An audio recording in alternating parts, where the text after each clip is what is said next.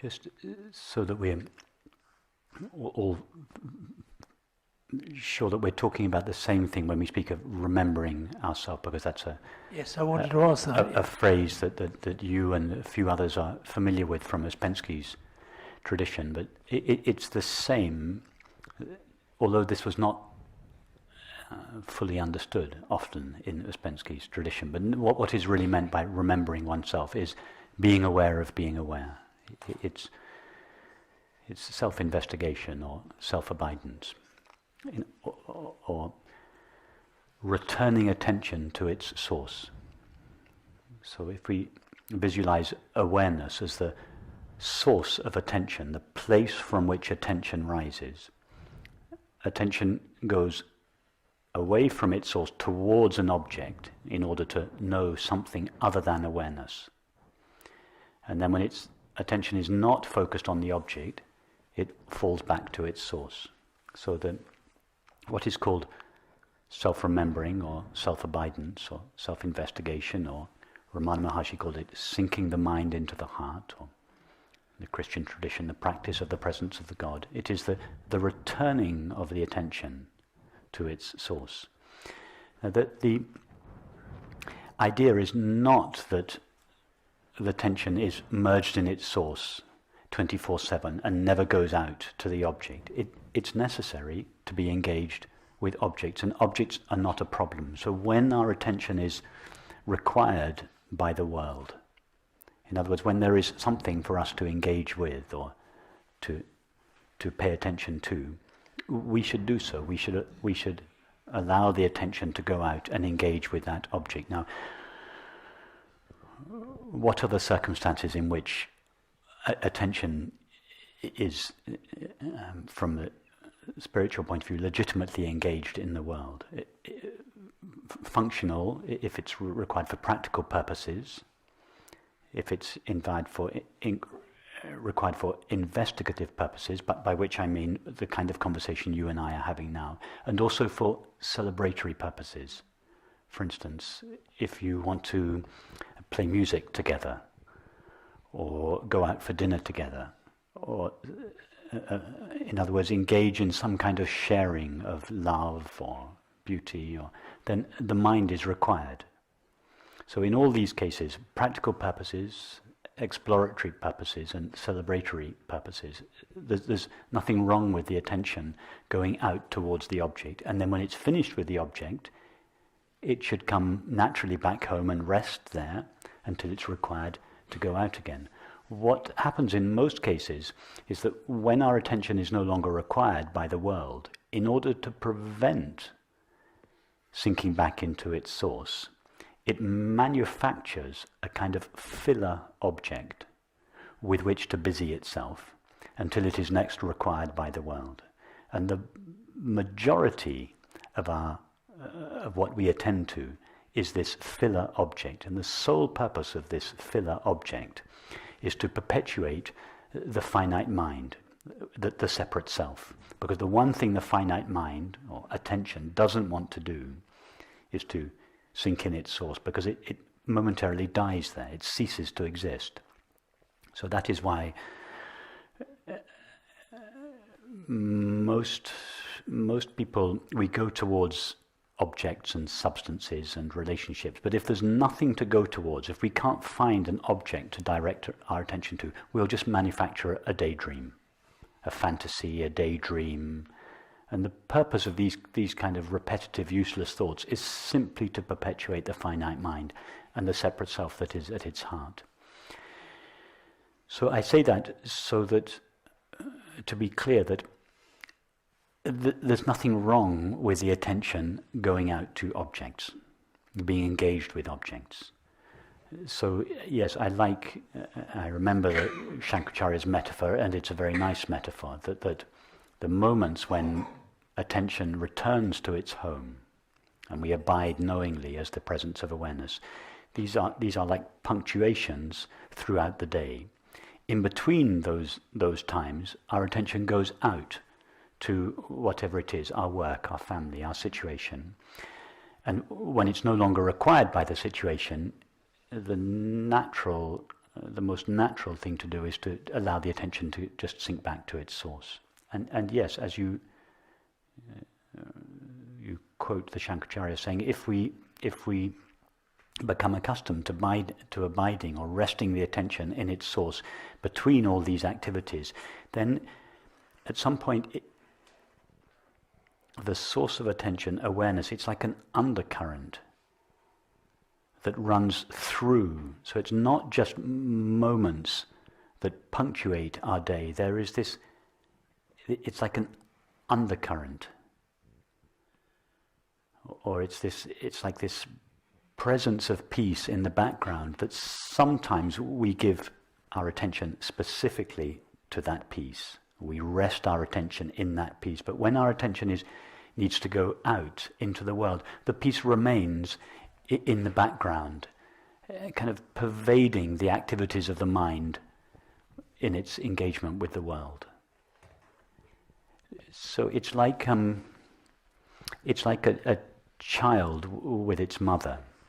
To begin with, the infant is looking only towards its mother. It never wants, it gets upset. If ever its mother is not in eyesight, it starts crying. It wants to be together with its mother all the time. But in time, the child begins to grow away and starts to turn in the other direction and go outwards towards the world. But to begin with, the child only goes out for a minute or two, and then immediately it wants to turn back and to know that its mother is there. So it turns back, it checks that its mother is there, and having reconnected with its mother and to felt that love and security, again, it goes out again, this time a little bit further into the world, for a little bit longer. And every now and then it just keeps turning back to check that its mother is there in the background. And then as time goes on, the child can go further and further away. So it's a little bit like that. The attention just keeps coming back to its source, to re-establish what we essentially are. And then the attention can go safely out into the world again, because it knows that in the background of experience that there is this peaceful presence of awareness, which is our true identity. Yes, that really is helpful. It sort of really puts it in context. I hadn't seen it that way. Can I just go further and try to be clearer about the self-remembering? Try to relate it to the situation of the screen and the film.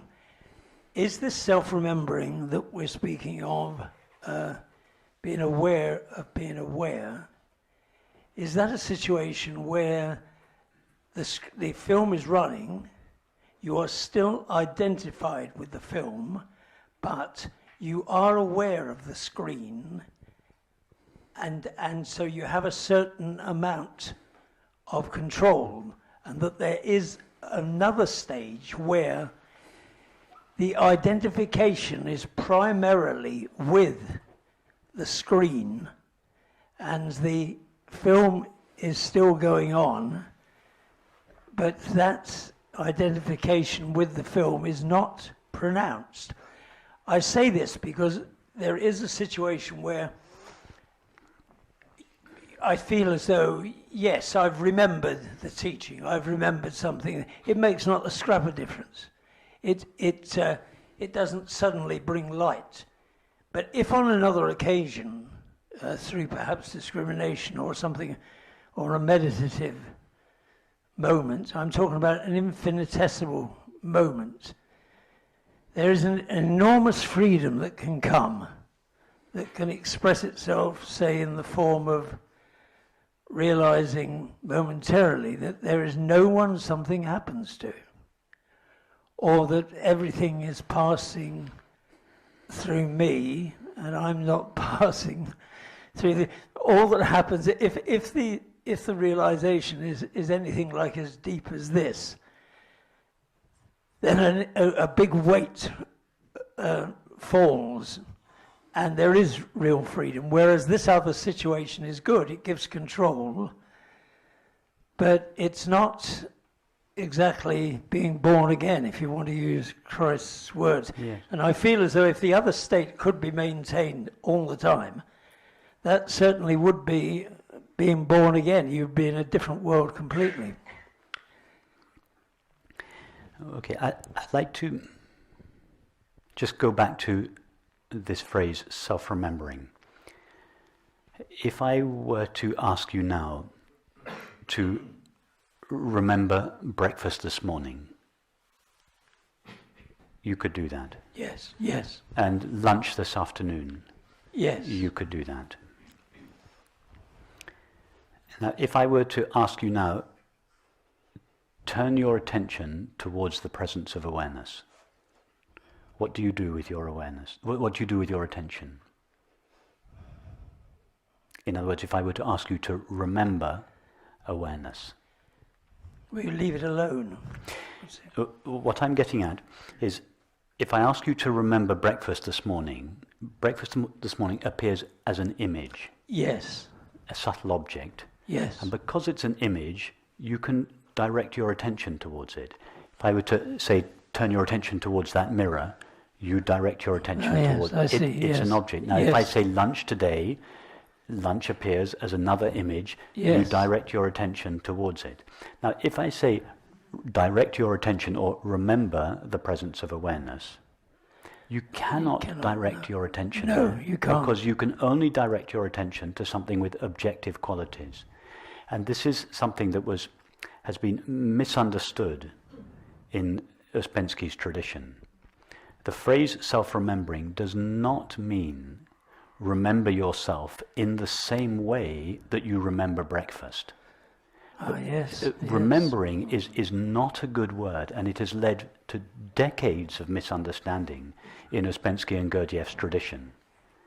I recommend not using the word self-remembering. I occasionally use it, but I only use it to connect with people that I know used to belong to that tradition, to let them know that what was meant by self-remembering is not the remembering, is not an activity of the finite mind. It is not the remembering of an object. It is the resting of attention in its source. So the only reason I use that phrase is to connect that tradition with this tradition. So, because, in other words, anything you remember is an activity of the finite mind. The one thing the finite mind cannot know or remember is its origin, because that is not finite. All a finite mind can know is something finite. In other words, the finite mind cannot know or even direct itself towards awareness. So that is why it is said to be a sinking back of the attention, a falling back of the attention, or a resting of the attention in its source, rather than a directing of the attention. So that's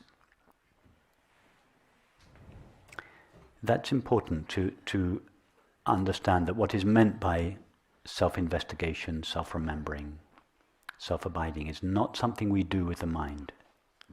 If anything, it's a wrestling of the mind. And the mind, because awareness is not in any known direction. So, now just going on from there to your comment about the screen, I'd like to give you another metaphor, which, as you know, I like the screen metaphor very much, but there's I think, a more efficient metaphor for your question about self-remembering or self-investigation or self-abidance. Forget for the moment the metaphor of the screen. Take the metaphor of an actor. Let's say an actor called John. And John is playing the part of King Lear. So John has learnt King Lear's lines, and he comes into the theatre. John is happily married at home, but he leaves his home, he comes to the theatre, he puts on King Lear's clothes, and he adopts King Lear's lines. To all intents and purposes, he becomes King Lear. He doesn't cease to be John, but he's put on King Lear, both the thoughts, both physically, emotionally, and mentally. He now feels King Lear's feelings, he thinks King Lear's thoughts, and he wears King Lear's body. And he lives King Lear's life, and he suffers King Lear's life. So John is so immersed in his role as King Lear that when the play comes to an end, he leaves the theatre and he starts walking home, but he's still wearing King Lear's costume, he's still thinking King Lear's thoughts, and he's still feeling King Lear's feelings, so he's miserable. He doesn't realize the play has come to an end. Now, at some stage, he meets various people on the way who all try to help him. He stops. He tries to have therapy on the way to help him with his suffering. He tries all sorts of things. He tries substances. He tries everything to cure his misery. But nothing he tries works. And one day he meets a friend who just sits him down on the bench and says to him, "Take the thought I." He's talking to King Lear. His friend is talking to King Lear. Of course, his friend knows that King Lear is really John. But as a concession, he speaks, as it were, to King Lear. And he says to King Lear, "Take the thought I. Don't worry about your daughters. Don't worry about all the difficulties in your life. Don't worry about your thoughts. Don't go into your feelings. Don't worry about the condition of your body. Just all your life you've been saying I. What does it mean?" And King Lear begins to think, yes, what is I? And he starts to describe to his friend his thoughts, and his friend says, no. You are the one that is aware of your thoughts. Don't pay attention to your thoughts. Go find out who this I is. And then King Lear says, my feelings and my body. And every time the friend says to him, no, go more deeply into the sense of I.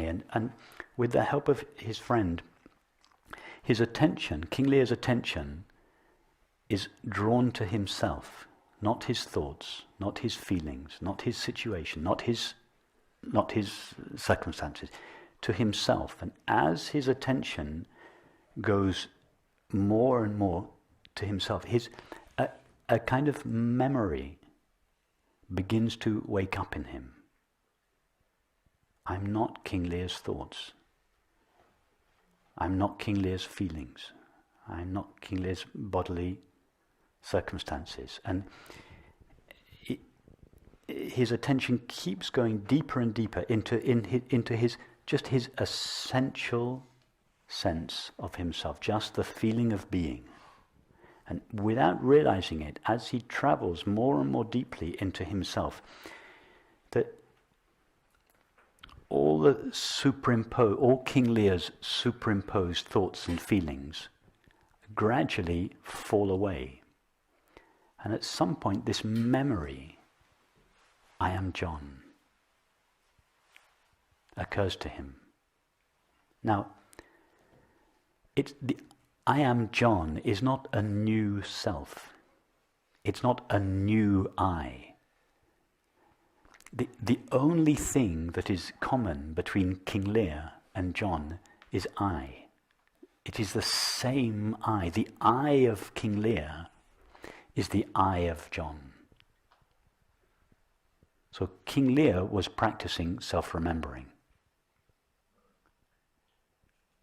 self-abiding, taking the thought I and allowing his attention to be drawn deeper and deeper and deeper into what that I essentially is. And as our attention is drawn deeper into ourselves, everything that is extraneous or superfluous to the I leaves it of its own accord. And then at some point there is this realization, I am John. Now, in our case, John is, of course, awareness. Awareness has itself taken the shape of the finite mind and has clothed itself in limited thoughts and feelings. So awareness no longer knows its own being as it truly is. It knows its own being to be limited by the body-mind. Awareness has put on the body-mind in the same way that John put on King Lear. So the process of self-remembering or self-investigation or self-abidance or prayer is taking the thought I. If we think we are a separate self, then the separate self takes the thought I, just the regular I that we think we are. However we find ourselves, we take the thought I and we allow our attention to be drawn deeper and deeper and deeper into what this I essentially is. And as it is drawn deeper into our essential nature, it is gradually divested of all the superimposed limitations, just like John was gradually divested of King Lear. And at some point there is this recognition, I am pure awareness. Pure awareness in the sense that I am awareness that is not mixed with anything other than itself, just naked awareness. Yes, that is a lovely illustration, Rupert, and it makes a good deal of sense that it works by itself if the fundamental self-remembering, the real self-remembering, is a pointer in that direction which will discard the trimmings, as it were. Yes, but in whatever condition one finds oneself, if one's in whatever emotional or mental state one finds oneself, whatever physical condition one is in, one is always saying, I feel sad, I feel lonely, I am agitated, I am unhealthy, I am sick, I am, this, that and the other. So if our attention is drawn to the essential nature of this that I am, rather than the qualities that have been added to this that I am, but if we really want to know what is this I that I've been talking about all my life, and you allow the attention to go there, we find all that remains of I is just this pure, aware being. If you go back to an experience in your early childhood, and you think of how it felt to be yourself at that moment. Go back to an experience, go back as far as you can go, everyone, in your memory. It can be 10 years, 20 years, and go to something that you can actually remember. And ask yourself, don't be interested in what you can remember, but be interested in how you felt yourself to be at that moment. What was it like to be me, the one that was aware of my experience at that moment? And now compare that with what it feels like to be me now, the one that is aware of my experience. It's the same. There is no difference. The I that I was then aware of my experience. If you go to the feeling of how it felt to be that, the knower of your experience, that hasn't evolved, it hasn't changed, it hasn't moved, it hasn't grown old. Nothing has happened to it. It hasn't been stained by all the thousands of experiences that have passed through it. No, I can understand this illustration. Yes, I can. I'll come back on the different eyes on some other time, Rupert, before the end of the week. Just one other thing before I put down the mic. In relation to this sinking back, when you referred to it, I believe, last night or the previous night, and you said you invited us, I believe, to look at if there were any effort in relation to this. Well, what came to mind, what seemed to light up was when you also suggested that we could just allow everything to be, just without any reservation at all, a complete no resistance Yes. to anything. And that feels like sinking back into attention sinking back. Is that Yes, correct? it's the beginning of the attention sinking back, because as long as we are resisting something, our attention is engaged with that object. So if we first take the position of no resistance, total allowing, we are disengaging the attention from any object. So all that is necessary then is to allow this free attention, free because it is not attached or directed towards an object, just to gradually sink back into its source. So yes, first of all, stand as this unengaged attention, total allowing of the situation. And then allow the attention to rest in the experience of being aware. So it's resting in and as the experience of being aware. Now, to a mind that has been accustomed to engaging with objects all the time, it may seem like an effort to continually disengage with objects and return to its source. The only reason it feels like an effort is because of our previous habit of being almost constantly engaged with objects. So yes, for the finite mind, what is called self-abiding or prayer or self-remembering seems to be an effort from the point of view of the finite mind. From the point of view of awareness, to simply know its own being as it is requires no effort at all. From its point of view, an effort was in fact apparently needed in order to rise as the finite mind and go outwards towards the object.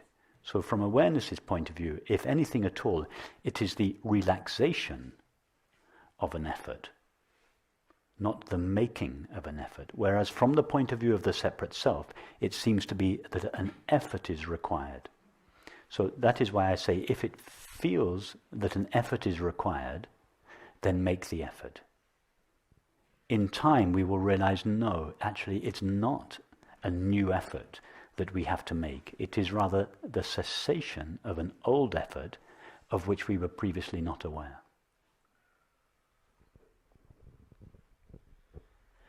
Okay, Rupert, thank you very much. I'll digest this. Thank you very much. Okay, thank you, Norman.